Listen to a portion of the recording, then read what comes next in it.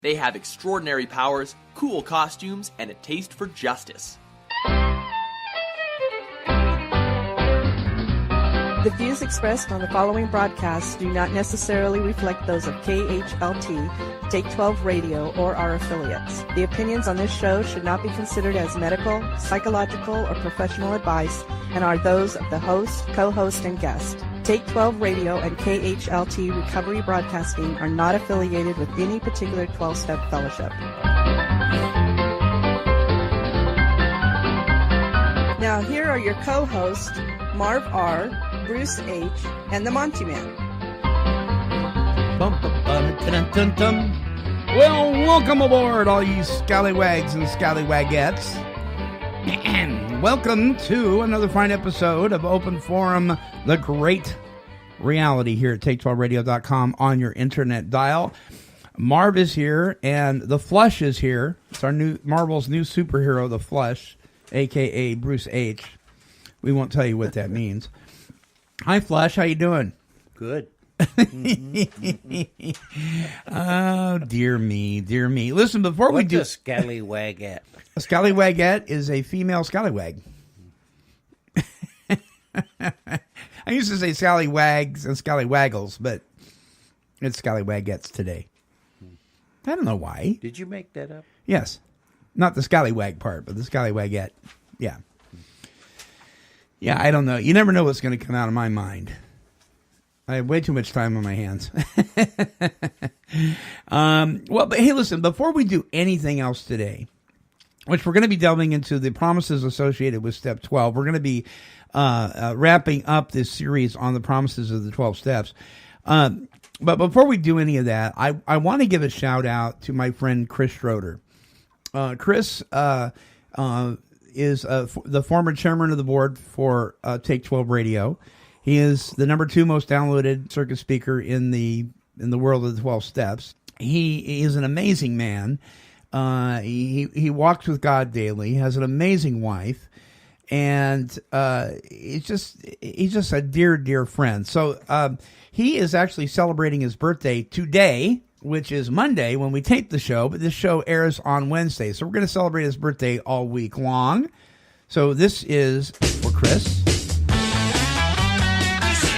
Yes. Happy birthday, my friend. Chris is one of these guys that has really given a great deal to Take 12 Radio. And I just wanted to shake my tambourine and say happy birthday to my brother. Chris is one of these really phenomenal people that God has really used in a tremendous way in my life and in the life of KHLT and Take 12 Radio. He has been an advocate of ours and a supporter of ours really since the early beginnings of this thing. So, Chris, happy birthday, my friend. We love you so much, as well as thousands of people out there that love you deeply. Chris moved to Colorado here not too long ago from the East, and is thriving there, and some incredible recovery going on in Colorado. So, Colorado, you are fortunate to have Mr. Chris Schroeder there in your midst. So, happy birthday, Chris. All right. So, there that is there. And I'm trying to see. All right. We do have trivia today. We do have some fun trivia coming up for you. So, we're going to take our first break, and when we come back, we'll hear from Cecil. We'll have some trivia, and we'll have some fun. So, don't go away. Wonderful.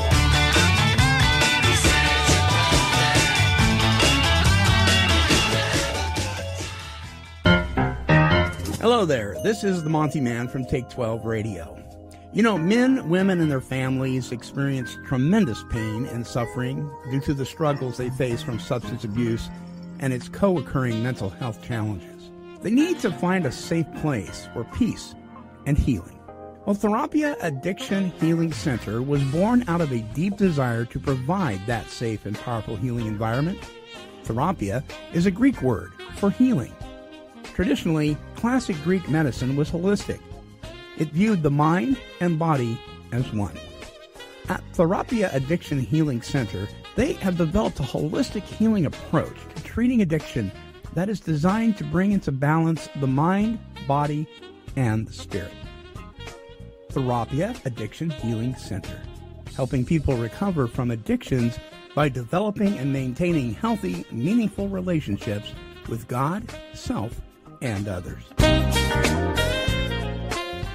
AA made all the difference in my life. I noticed that most of the goals I had as a kid were slipping by. I didn't feel like the person I hoped to be. After all those years of drinking, I really didn't know myself. When I was out there drinking, I was always looking for the next great party to make me feel all right. With AA, I found a better way of life. And I feel good in my everyday life, even without a drink in my hand. Alcoholics Anonymous. It works. Look us up. Check your phone book, newspaper, or AA.org. Yes, indeedy. Excuse me, Monty Man. Yes, Cecil. Since this is the last show on this series, The Promises of the 12 Steps, I thought I would share with you, the boys, and the listeners, a little joke. May I share the little joke? Certainly, Cecil. Share the joke. All right, here goes. An alcoholic joins a monastery and takes a vow of silence. He's allowed to say only 2 words every 7 years. After the first 7 years, the elders bring him in and ask for his 2 words. He says, "Cold floors." Well, they nod and send him away. 7 more years pass. They bring him back in and ask for his 2 words. He clears his throat and says, "Bad food." They nod and they send him away. 7 more years pass. They bring him in for his 2 words. And he says, "I quit." That's not surprising, the elders say. You've done nothing but complain since you got here. Oh, no. Well, that would be an alcoholic, right? Lord have mercy. Well, thank you, Cecil, so much. I think it's time for Take 12 Trivia. What's his name? You want to play trivia? Trivia. That's right. It's once again time for Take 12 Trivia. Sponsored this week by Serenity Springs Recovery Center, all-male treatment center in Beautiful Heads, Water, Florida. 12 steps, application and implementation practices of those steps. Visit their website at serenityspringsrecovery.com. All right, here are your trivia questions for this week. Without complaint, Cecil. Cold floors. Cold floors, that's right. Cold floors. All right. Take 12 trivia is actually Take 12 trivia this week. Trivia question number 1. What inspired the Monty Man to start a recovery radio show? Here are your choices. A, his wife. B, his children. Or C, a disgruntled member of a 12-step fellowship. Marv? I'll go with C. C, a disgruntled member of a 12-step fellowship. Bruce, what do you think? What inspired? I'll go with C also. You go with C also? Let's see what you get. That's correct. It was a disgruntled member of a 12-step fellowship who interrupted me in a meeting and said, you need to keep your opinion to yourself. If you want to talk so much about this program, maybe you should start your own talk show. That's exactly what happened. And then a whole bunch of other things led into it. Someday I'll share that with the listeners. All right, question number 2. Approximately how many years has Take 12 Radio been broadcasting? Here are your choices. Almost 8 years, almost 10 years, or almost 11 years? 11. Almost 11? What do you say, Bruce? Almost 11 years. Well, you guys are correct. Almost 11. That's right. In fact, on June the 5th, we'll be celebrating 11 years. Okay, question number 3. How many buildings has Take 12 Radio occupied since its first broadcast? 1, 2, or 3? 2. 2? What do you say, Marv? One building. One building? As far as I know. Okay. Well, let's see, Bruce. What do you get here? Yes. Bruce is actually correct. It's 2 buildings. We were here first, and then we were over on Short Ridge, across from Albany Group 1, and then we were back here. So it's actually 2 buildings. This building was remodeled since its first mess that it was years ago, and then we moved, and then we came back.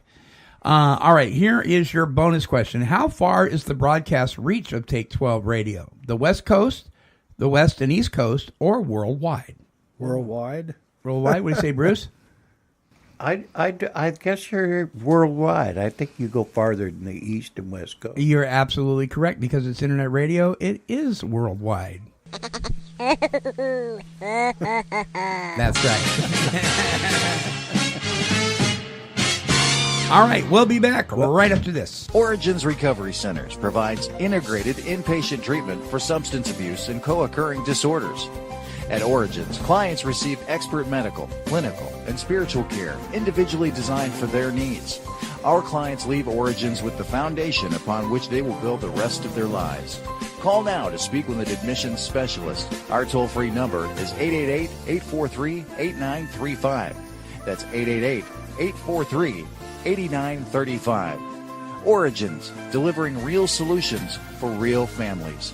What makes the difference in recovery? How can one help a struggling person find his or her way to healing? Substance use and co-occurring mental health conditions provide a number of formidable obstacles that can keep individuals from living the healthy, happy lives that they deserve. What does it take to usher a person from a disease of addiction into long-term recovery? This is the Monty Man from Take 12 Recovery Radio. And at Foundations Recovery Network, they believe in providing evidence-based, integrated treatment and patient-centered care. They treat the whole person, mind, body, and spirit. Because they treat both substance use and underlying mental health conditions, they are able to address the root causes of addiction and prepare individuals for a sustainable life in recovery. If you have questions about whether you or a loved one may need help, please call this number today, 877-714-1318. That's 877-714-1318. This may be the most important call you ever make.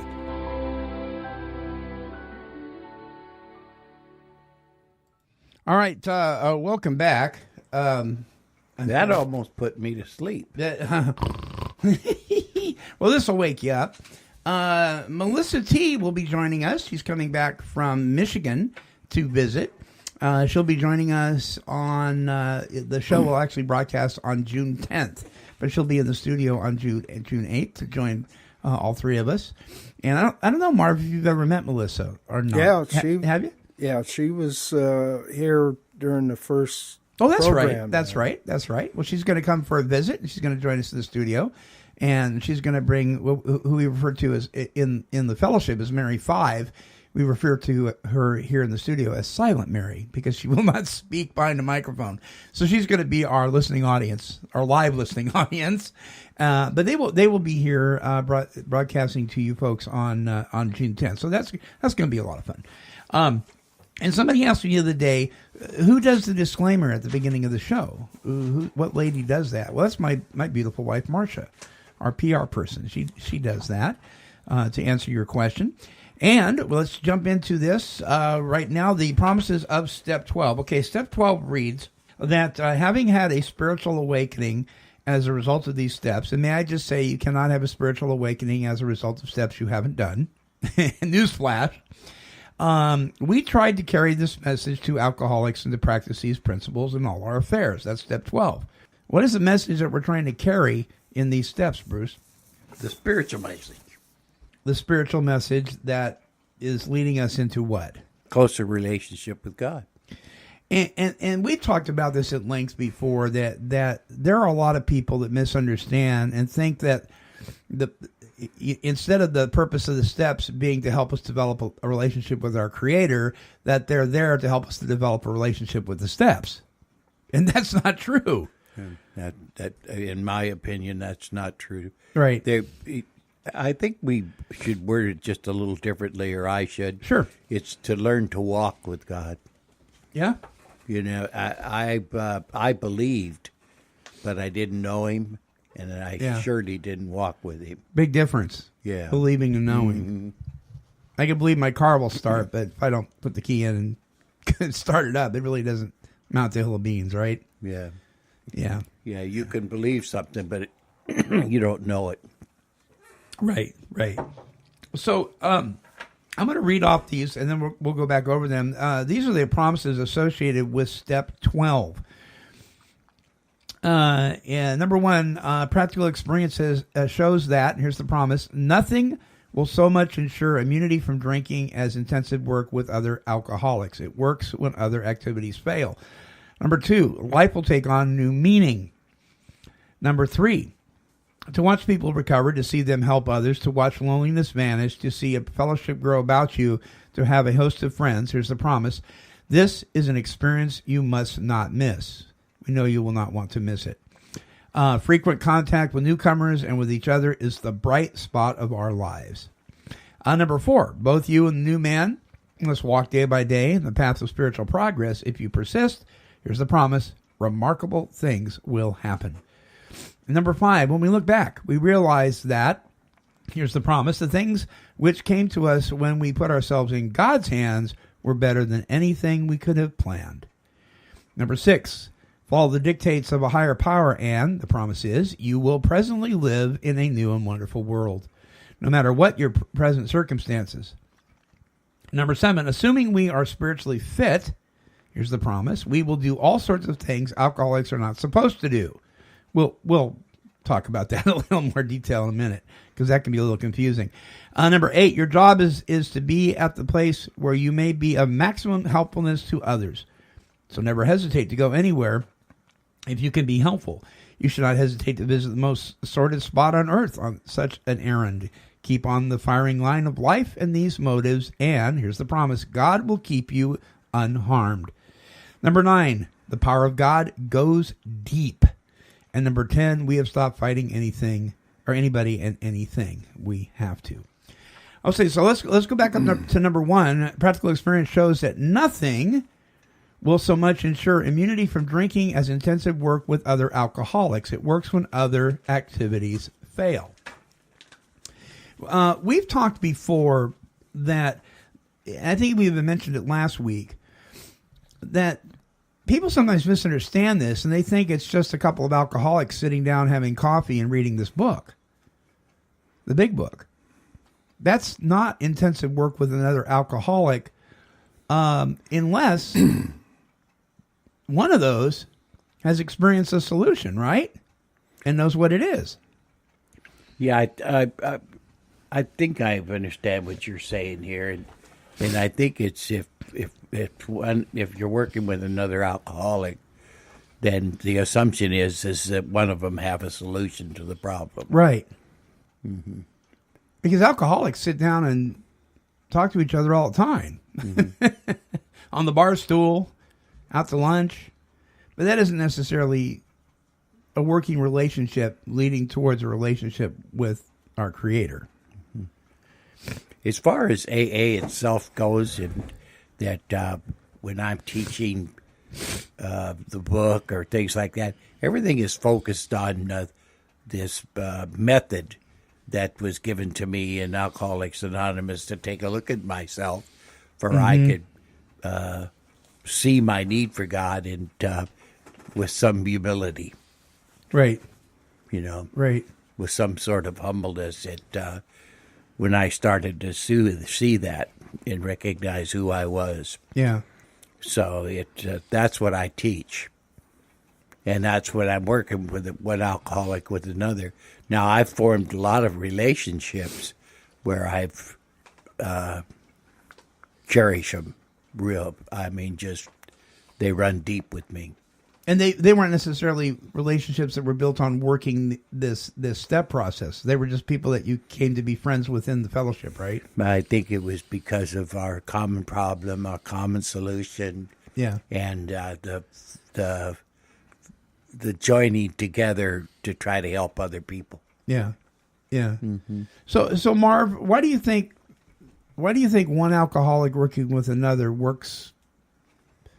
is more effective than perhaps somebody that hasn't been where we've been? Any ideas on that? To be honest with you, a lot of times one alcoholic working with another alcoholic is not a successful endeavor. And the reason I say that is because in the beginning, I did a lot of that. Sponsorship and stuff like that. And what happened, not all the time, but a lot of time is, how do I put this? Probably I end up being more of an enabler than I was a solution. Okay. And I think that happens to a lot of people because you get wrapped up in what's going on, and even though your own daily walk might be, you might be staying sober, you get lost in it. So I guess what I'm trying to say is caution is necessary. With that type of helping another alcoholic. Yeah, I get that. I get that. I think some of my very first sponsees and I had those kind of relationships. Yeah, it has caused me some real grief. Yeah, yeah. Well, what about this statement in this promise? Practical experience shows that nothing will so much ensure immunity from drinking as intense work with other alcoholics. Hey, I agree with that. But is that? I think if we take that out of context, we end up saying, well, I'm going to work with other alcoholics for the primary purpose of staying sober. Should that be our motive? So we will benefit from it, or should our motive be to help the other alcoholic, or is it both? Well, I think the heart of the message here is, in what it's really talking about, is that it'll get you out of yourself. You know what I mean? If you're out working with an alcoholic and you're having a rough time and, it'll help get you out of yourself. They were pulling me out on 12-step calls, and I was just a baby in this thing. My sponsor were dragging me along. And, to work with other people. It got me out of my own head, and there's other things that I wanted to do, and I wanted the attention from my sponsor instead of these people getting it. You know what I mean? Right. And I struggled with that, but it kept me out of the trouble. And I think in the book, Bill talks about how he was kind of on a rocky place, and he better find another drunk to work with. Yeah, but it's not a permanent solution, or it's a temporary thing. I think it's a tool. It's just a tool that we use to, and it works. I mean, for crying out loud, just like the rooms, there can be a safe place to go, or a place to, Yeah, as a stepping stone to the next thing. I could almost say that nothing will ensure drinking as intensive work. I'm telling you. I remember meeting with sponsees and coming home and shaking my head, and Marcia going, "What's wrong?" And I go, "And they wonder why a man drinks." I've had a guy call me up, and I told him, "Come on over. I got the other half." Of course, I think part of the deal, too, you have to consider a lot of people, when, even Bruce just said it, that when he was fairly new, his sponsor, a lot of people, I think it's necessary to realize in the beginning and most of us don't, that God is the one doing it and not the person who's physically there. And see, I think that's where I got in trouble is, Oh, okay. you know, Yeah. and I'm just being honest. Yeah, you bet. A person gets involved with this stuff and you think, well, I'm really doing something. Yeah. I'm doing this or I'm doing that or look how I did this. And as time has gone on, I realize today more and more than ever that I'm just being willing to be used, and God's the one doing the stuff, not me. And one of the signs that you may think that you're the one doing it is if your sponsee should drink or use or slip or whatever, and then you beat yourself up over it. Right. Because you think you're responsible. You think that you're the one that's doing the work, and, oh, what did I do wrong? Mm-hmm. And lots of times I've had sponsees that have gone out over and over and over again, and I didn't do anything wrong. In fact, I wasn't even doing the stuff that was right. It was God doing it. Yeah. You're not responsible for their sobriety or for their drinking, Yeah. you know, but you are responsible for your conduct. You bet. And I don't think that a lot of people see that either. You know what I mean? Mm. Yeah. That they're responsible for their own conduct. Yeah. Yeah. Yeah. And that with the new people, me at one time being a new person, and I'm not really an old timer now, but that can get lost in the mess. What Bruce was saying, you know, you don't even realize that your conduct is out of whack when you get caught up in the stuff, you know. Right. Mm-hmm. So the first two words of that promise, practical experience, most of us, a lot of times, don't have it. Don't have it. Are you trying to say it's on the job training? Yeah. Well, and certainly, and this is my opinion now, but certainly, if you're just starting to work on step 3, you ought not be sponsoring somebody. You don't have any practical experience yet. Right. And there's a school of thought out there that says you can start sponsoring anybody as long as you're ahead of them by one step. And I'm like, nah, I don't buy that. I never heard that before. Oh, you haven't? Oh, yeah. As long as you're a step ahead of them, you're cool. Well, I've heard it. If you've got a day, you've got more than the newcomer. Right. My goodness. I mean, like, let's put two of them together and see how it works. Right. You know, it's just like being in the bar then, you know. Yeah, you bet. You bet. Well, number 2, life will take on new meaning. What are some of the ways that life's taken on new meaning for you, Marv, since you've been doing this thing? What I had foremost in my mind when we were, when you said earlier that working with another alcoholic just doesn't necessarily mean two people sitting down reading a book. Yeah. Okay. I agree with that completely.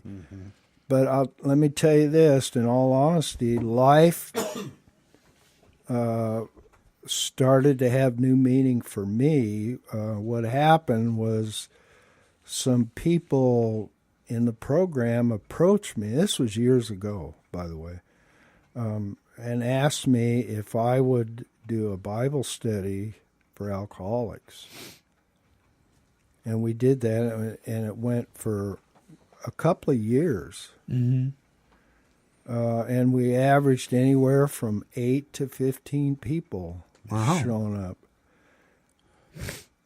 That was meaningful to me at that time. Something you would never have considered back in the day, right? Yeah.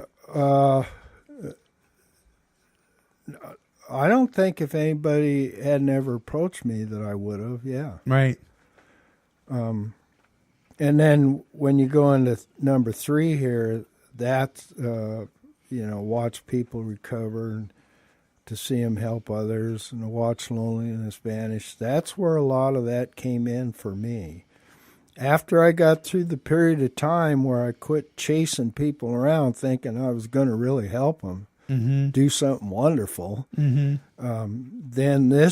these people approached me about this, and I'm not one to just jump into stuff automatically, but eventually I thought it was a decent idea. Yeah. And that's when all of this other stuff that number 3 is talking about really made an impact on me. Isn't it amazing to watch this happen to people? To sit back and, because it's real easy. It's not too difficult to sit in our 12-step support fellowship meetings and pick out what's wrong. I mean, that's not too difficult because in today's meetings, there's a lot going on that's kind of questionable. And unfortunately, we can miss this if we focus too much on that.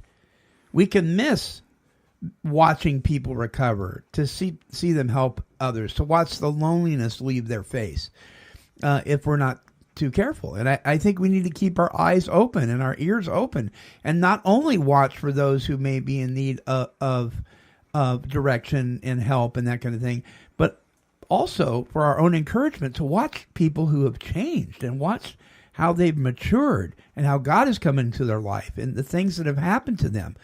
It says here we don't want to miss this. Yeah, I'd like to comment on both of those. That for me, when I read that life takes on new meaning, I think for the first time in my life that I had purpose and direction, and it was like Barb was talking about. I joined a Bible study, and then, for crying out loud, next thing you know, I'm doing a Bible study. I mean, think about this, and I'm doing other book studies, like for the big book for Alcoholics Anonymous, right, and those type of things. And you got to remember, I learned to read in Alcoholics Anonymous, to where I could read, but I wasn't very proficient at it, and it was hard for me. So another man read for me, and then I would talk about what was read. Yeah. And so I learned to do that here, and it's an experience you don't want to miss. These people come in and like me, and we're selfish, and we're self-centered to the core. All we can think about is what can we get or what can we take away, And there's this overtone of this altruistic movement, that on some level we care. Mm-hmm. Okay. Yeah. And I mean, that's not us. Right. We don't care so much how we look. We care about the other person. Let me ask you guys this. Does frequent contact with newcomers, is that the bright spot of your day? I think it is if you're a newcomer. Yeah. Oh, Yeah. Good point. So if you're a newcomer and another newcomer comes in, that could be really encouraging. Yeah. I agree.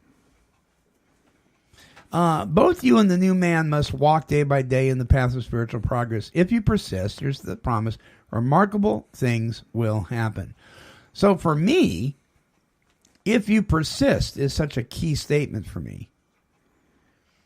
Because so much of the time I get frustrated and I don't want to persist. And if I don't, then I miss the remarkable things that are happening. I remember working with people and going to my pastor once a year on that year after year after year. And Bruce, you've heard me tell this story. And I'd go to Mitch and I'd say, Mitch, I want out of Nineveh. I don't want to go back to my 12-step support meeting anymore. I don't want to work with people anymore. These people are driving me absolutely insane. And he'd say, did you ask God his opinion? And I'd say, yes. He goes, what did he say? I said, nothing. And he says, get back in there. And about once a year I would get that. I would go, I said, I want out of this. I want out of this. I want, and God would not release me from it. And through the wisdom of this man, just saying what God say every time, I'd say nothing. And go, then you don't go. You got to stay.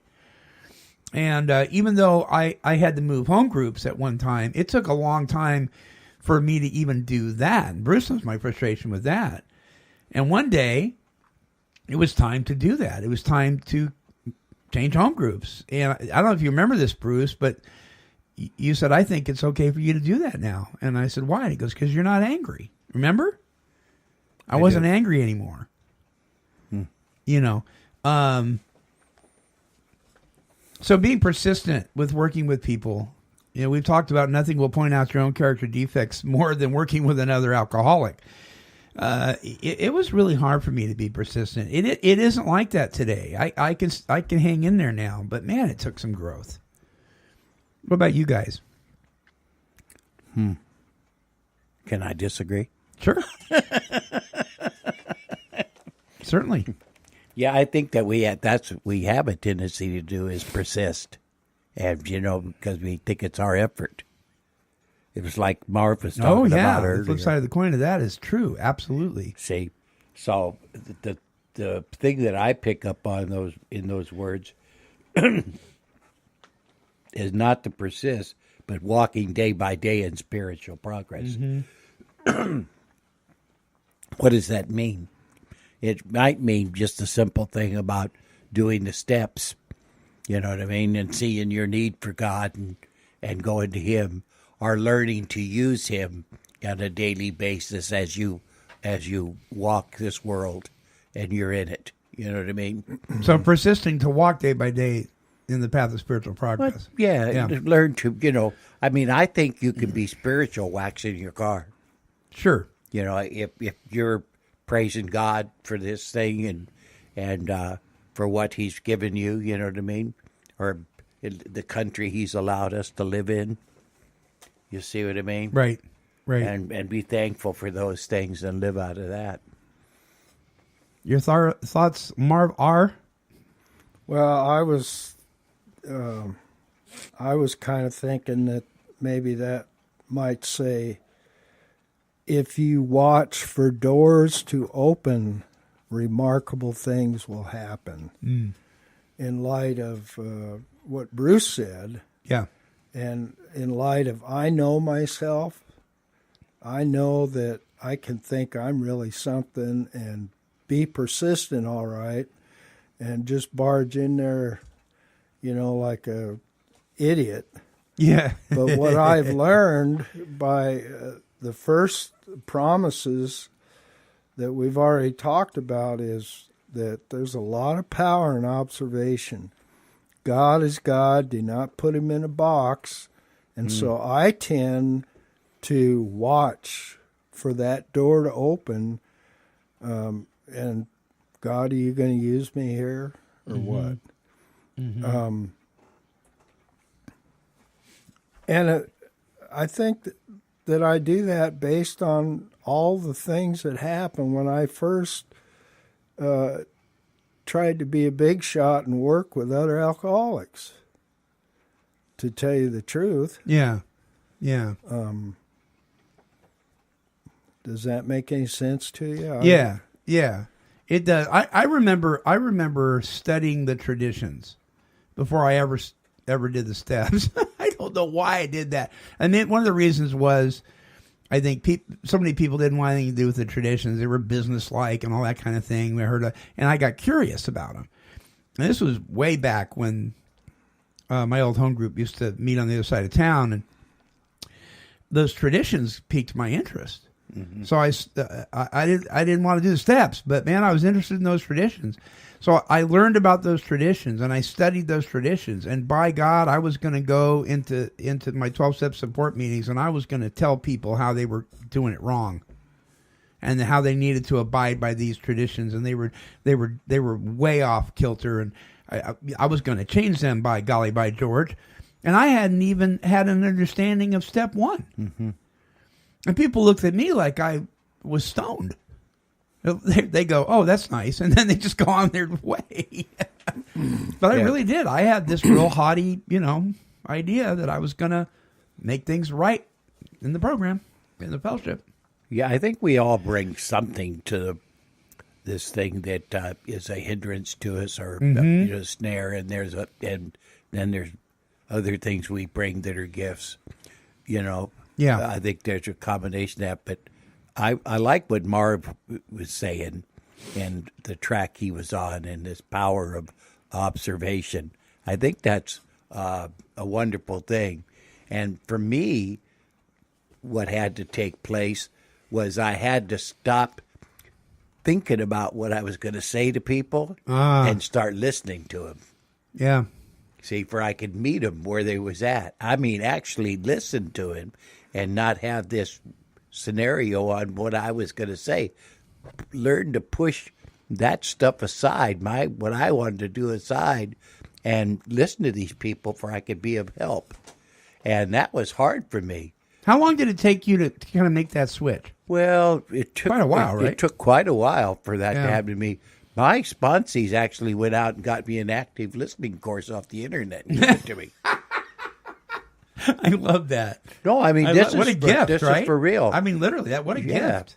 So that so I had to learn to do that, right? And I did it for what I think Marv's talking about, where I could look and where I could see and where I could approach, with these people, where I could be of the best benefit, where I could be of help.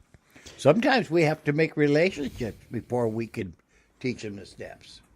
Yeah, people have to feel secure, right? And if they don't, they don't want anything. So what I hear you saying is, if we're listening for our own advice to give them, we're going to miss their need. That's right. Say you're not going to approach them where they're at. Yeah, and so then when we give them those suggestions, they're looking at us like, "What? This is a gift from God that He's given us because of what's taken place." Here's Marv, that's a drinker, yet he's got all these other attributes. He's a cowboy, for crying out loud. Yeah. I just found the hat. You just found the hat. He can talk to people and relate to people on a level that I can't. Right. You see? Yeah. So he's able to gain their confidence to tell them about this method by which he, was able to come to God, but differently and walk with Him. I just had this thought in my head of you and I, Bruce, at a dude ranch trying to explain this stuff and not getting anywhere. And Marv comes along and goes, "It's quite simple, really." For sure. Something that Marv was saying, it really fits in here. It says, the things which come to us when we put ourselves in God's hands were better than anything we could have planned. And I hear what you're saying a lot of times, Marv, is that we think we're planning it. And the thing, when we plan it out on our agenda, it doesn't work out nearly as well as when we put ourselves in God's hands and let him do it. Yeah, and the hindsight of that. Yeah, when we look back. Yeah, hindsight's 20/20. You would think, realizing that fact that hindsight's 20/20, we would do a little better the next time. And I think sometimes we do, but sometimes I think we repeat the same thing over again, don't we? Because of our egos. Well, that and deep-seated spiritual brokenness based on past experience. So it's kind of part of who we are. Yeah. Yeah. Yeah. And a lot of times that part of it is no fun at all. Follow the dictates of a higher power, and you will presently live in a new and wonderful world.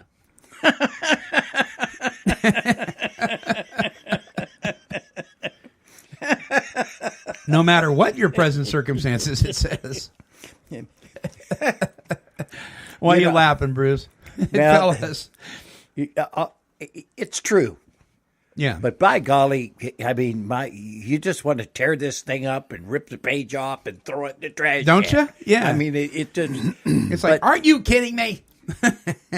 But listen, there's things happening in my life, but the wife passing away, my health, my circumstances are crazy. Right. But they're better than anything that I could have ever come up with. Left to your own devices. Left to my own devices. I just can't get away from it. Like we were just talking about earlier, to see these changes and you see these things happening, you can't argue with that. You can't. There's no argument against that. You watch this take place. You see what I mean? Yeah. Well, you can't argue against this when you stop and take a look at it. Right. And what's transferred. Oh, it's just one of the most wonderful things that's ever took place in my life. It's no wonder that we want others to know about it. Here is a piece I want to spend a few moments on, because I think this can be confusing for some folks. Number 7 says, assuming we are spiritually fit. Now, I'm going to come back to that in a minute. It says we could do all sorts of things alcoholics are not supposed to.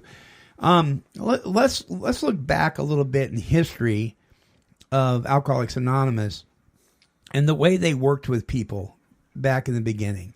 I mean, these guys, they were going into hospitals, into the detox centers, into the wards where some of these people were on their deathbed.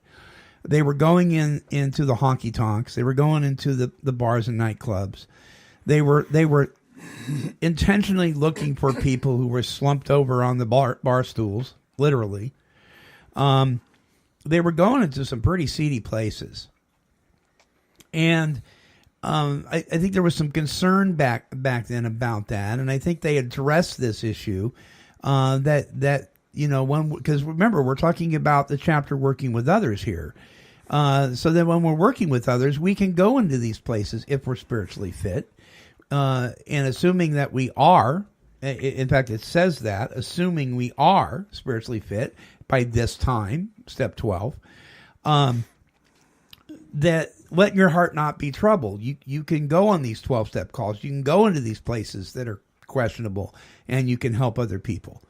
You can go on to Skid Row. I mean, they matched up with the Salvation Army, and they went into some pretty ugly places. And I think it also addresses in the big book, talking about even going to good old-fashioned whoopee parties, it says. Can I go if my best friend, who I was just best man in his wedding, invites me to come to his and his new bride's New Year's Eve party, and they drink, can I go there? Those are questions that a person has to really do some self-assessment to find out if they really have any business in those places. But I don't think this is an excuse to go places that are unhealthy. I think this is allowing us to go places if we have a business being there. I know a guy who's a locksmith. He has to go into a bar every week to change the combination on the lock for the manager. He has a business being there. I've gone to weddings where I was in the wedding party and there was drinking going on, and I was able to go because I'm in fit spiritual condition. But I'm probably not going to use this as an excuse to go gambling in Las Vegas and hang out with a bunch of people that are drinking and falling all over themselves. Do you understand what I'm saying? I do. And I think we hear that as an excuse. I can do anything. Well, you're not Superman. You know what I mean? You do have kryptonite. And I'm not a big triggers guy. Not to be confused with Trigger, the horse. But I do know. I.O. Silver, get him up, Scout. Yeah. Oh man, but I do know that there is a time and a place, and I don't think we go bebopping into the Hoosgow just for the fun of it, because we can. I should be able to go any place if I'm spiritually fit and I'm there for the right reasons. Right. People coming in to the rooms and me going to other places doesn't make me want to drink. And if I do, then I should know immediately that you're not spiritually fit, that there's something wrong with my connection. Mm-hmm. Who removed this thing? God. If it's back, then maybe it's because I've lost my consciousness with him. Therefore, you're not in fit spiritual condition and have no business being there. You see what I'm talking about? Right. Maybe it's something that he's allowed into my life to where he wants me to take a look at it. Hey, what is it that's taken my place this time? Yeah. See, he should be first in your life. If all I wanted to do, if I couldn't stay sober, and I had this obsession, and he removed it, and now I'm allowed to do other things and live a life differently than I have before, that I'm a free man. Yeah. Why am I putting something else before him? Well, and I got a buddy that says, well, the only place to play pool in town is at the bar, and I like to play pool. And I'm listening to that, and I'm thinking, if I'm in fit spiritual condition, why would I want to go there? Well, no, that's not true. There are people that like to go and join in fellowship with other people. This is just me. I can't see myself putting money into an industry that is responsible for so much abuse. I just can't give my money to a bar. And it costs money to play pool. And for me, one of the things of being in fit spiritual condition is that I'm not knowingly contributing financially to an institution that's promoting drinking. You win. That's just me. That's just me. I'm not putting that on anybody else. That's just me. Yeah, I don't see I don't see a problem with it for me. If I wanted to do that, Right. I haven't done it for years, but Yeah. I don't have a problem with it. And at the same time, I will say that if I'm at a wedding reception, we go to the church, we have the wedding, and we go to the wedding reception, and it's at a restaurant where there's a bar, and there's a pool table in that bar, and everybody in the wedding party is playing pool. Okay, I don't have a problem with that. So, I don't know. It's kind of, everybo's got to kind of decide for themselves on this and really be honest with themselves if they're doing the right thing or not. Have you ever found yourself in a place that was uncomfortable, though? Yeah, I have. And it came on quick, and it was really strange. Well, I was over at the Elks Club in Lebanon. Some people had invited me and my wife to come over there and have dinner with them. So we did, and we're sitting there, and here's this big, fabulous steak sitting in front of me, and all of a sudden, I got this urge to drink like I had not had for a long time. I mean, it just premated my being. And I'm looking around, and I'm thinking, what should I do? What should I do? And then it occurred to me, and I turned to my buddy who was sitting there next to me, and I said, Max, I really want to drink. And he says, really? And I said, yeah, I do. And that power went away. But that was a strange thing because it was not on my mind when I was going in to have dinner. Right. I wasn't going in to drink. And boy, it was a powerful thing, and it was quick. But something enabled you to do the next right thing, which was open your mouth and say, help, basically. Max, I thought that's what I should do, even though maybe Max doesn't understand right exactly and all that. It was in my mind that if I say something, it's going to lose its power. And I don't even know where I got that from, except maybe in a meeting or something. Yeah. But that's what I did, and it did work at the time. I was able to enjoy my dinner. And yeah. I find it oddly uncomfortable, but not to the point of I want to drink. But I'm a little, if I'm around a whole bunch of people that are drinking, it kind of, I don't know. I think it's just because I don't fit there anymore. You know what I mean? It isn't because they're doing anything terrible or I'm doing anything wrong. It just isn't comfortable for me. Not because I want to drink, but I just don't fit in that lifestyle. And I feel like a fish out of water. Whereas years ago, man, I couldn't wait to be in that. I was the right fish. It was the right water, and I wanted to get there. There's definitely something there that draws you to it. And I think the being spiritually fit has a lot to do with it. Yeah. Not being drawn to it. in my first couple of months of doing this thing, I literally could not walk down the vegetable aisle in the grocery store because the beer was right across from it. It bothered me that severely. But I had to move past that. I had to grow out of that. In developing this relationship with the Lord and leaning on His power and so forth, I have no problem doing that today. I didn't even give it a second thought. But there was a time that was pretty rough. You know, I wanted to stop and look at the labels. Oh, what kind of nice artistic labels are on the cans today? You know, because, you know, being kind of an artist, I was using that as an excuse to play around with the cans. I mean, I was a sick puppy.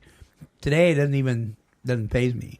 So we have to walk through life, right? I mean, there's stuff going on around us all the time, from TV commercials to, you know, people on the street corner to events, you know, Saturday market, farmer's market. I mean, there's all sorts of things going on where there's alcohol present. And if we can't learn to live in the midst of that, we may be, as Bruce says sometimes, in deep weeds. Yeah.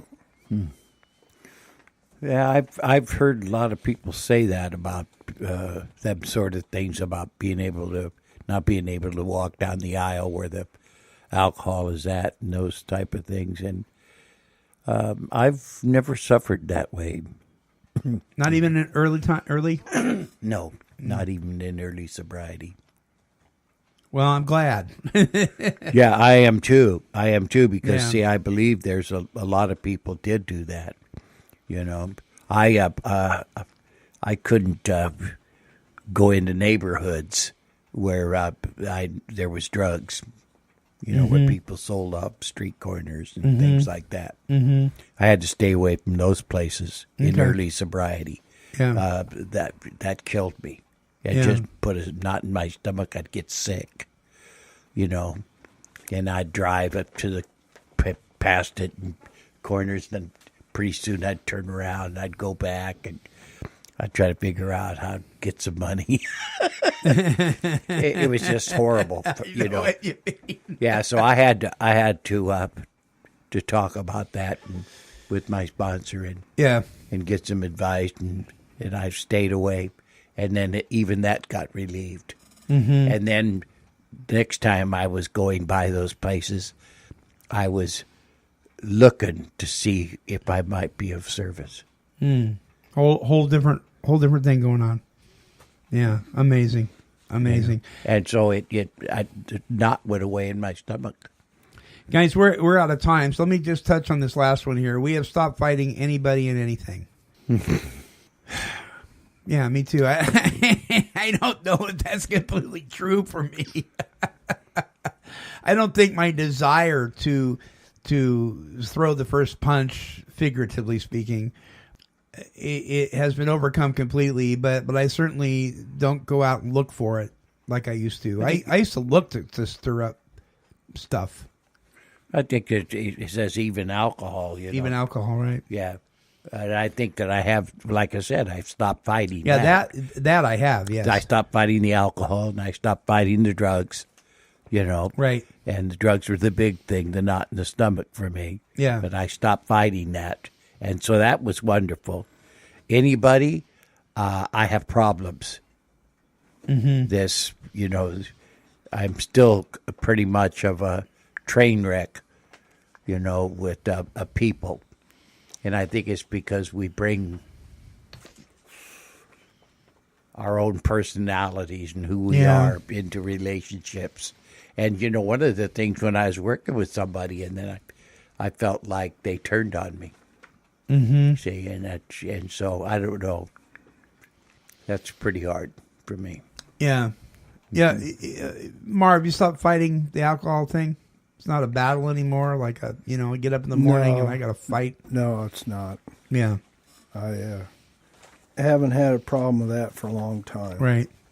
But I was thinking about what you run into. Bruce was talking about your individual personalities and all that stuff, and I was thinking about a little deal I wrote down one time. It says if you're high-handed and jerk your horse around, you're probably high-handed in all your affairs, and you're a jerk.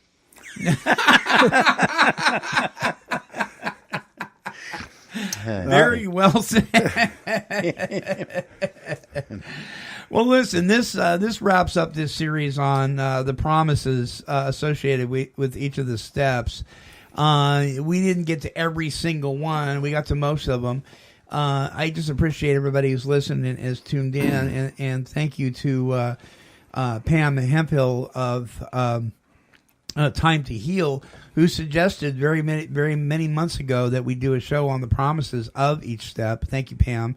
Next week, we're going to talk about the appendix in the back of the big book called Spiritual Experience. Spiritual Experience. Proof of Real Change. And we're going to talk about this and why this was written in the big book.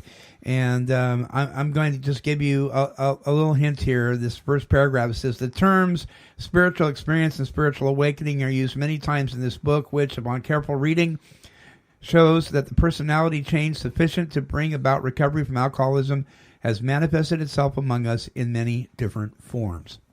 So we're going to unpack that little appendix there next week, so you don't want to miss that.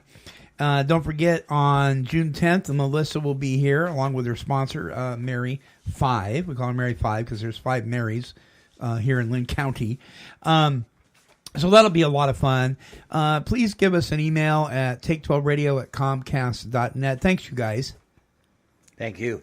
Thank you, Marv. Thank you, sir. Look forward to this next week. Folks, remember to subscribe to our YouTube channel at youtube.com/MONTYMEYER. And you can subscribe for fun and for free at Take 12 Radio for our audio broadcast. Until next time. Oh, by the way, happy birthday again, Chris Schroeder. We're wishing God's perfect serenity for you. Bye-bye now.